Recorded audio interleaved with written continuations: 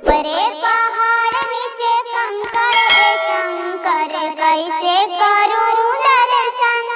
जलवा चढ़ाने को मन करता है, जलवा चढ़ाने को मन करता है। जलवा है मछली का जूठा ये शंकर कैसे करूं दर्शन। जलवा है मछली का जूठा ये शंकर कैसे करूं दर्शन।